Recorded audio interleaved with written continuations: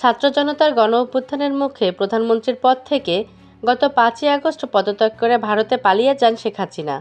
তার দেশ ছেড়ে চলে যাওয়ার পর অন্তর্বর্তী সরকারের প্রধান উপদেষ্টার দায়িত্ব নেন ডক্টর মোহাম্মদ ইউনূস।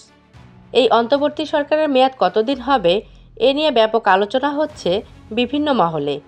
কেউ বলেছেন সংস্কার শেষ করার পরেই নির্বাচন হওয়া উচিত, কোনো মহল আবার বেঁধে দিচ্ছেন নির্দিষ্ট সময়সীমা। তবে জনগণ আগের অবস্থায় ফিরে যেতে চায় না, পরিবর্তন চায়। মার্কিন সংবাদ মাধ্যম এনপিআরকে দেওয়া সাক্ষাৎকারে অন্তর্বর্তী সরকারের প্রধান উপদেষ্টা ডক্টর ইউনূস এ কথা বলেন। গত সপ্তাহে নিউ ইয়র্কে জাতিসংঘের সাধারণ পরিষদের অধিবেশনের ফাঁকে ডক্টর ইউনূস সাক্ষাৎকারটি দেন। সোমবার এই সাক্ষাৎকার প্রকাশ করে এনপিআর।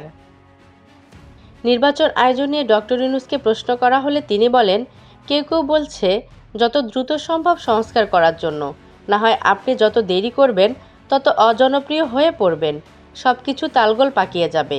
আবার কেউ কেউ বলছে না, আপনাকে অবশ্যই এই সংস্কার শেষ করতে হবে, তাই আপনাকে এই দীর্ঘ সময় থাকতে হবে, কারণ সব কিছু সংস্কার না করে আমরা বাংলাদেশ 2.0-তে যেতে চাই না, তাই এই বিতর্ক চলছে।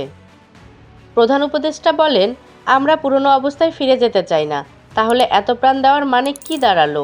এর কোনো মানে হয় না, তাই আমাদের নতুন একটি দেশ গড়ার কাজ শুরু করতে হবে। তিনি আরও বলেন, এ জাতি সবচেয়ে বড় একটি সুযোগ পেয়েছে। এর আগে কখনোই সব মানুষ একটি বিষয়ে এতটা ঐক্যবদ্ধ হয়নি যে আমাদের পরিবর্তন দরকার। ডক্টর ইউনূস বলেন, আমরা তাদের আশ্বস্ত করার চেষ্টা করছি যে দেখুন, আপনাদের 15 বছরের দুঃখ দুর্দশা আমরা 15 দিনে সমাধান করতে পারবো না। বিষয়টি সুরাহা করতে আমাদের কিছু সময় দিন। আপনারা কঠিন সময়ের মধ্য দিয়ে গেছেন, আমাদের নিয়মতান্ত্রিকভাবে এটা সমাধান করতে হবে।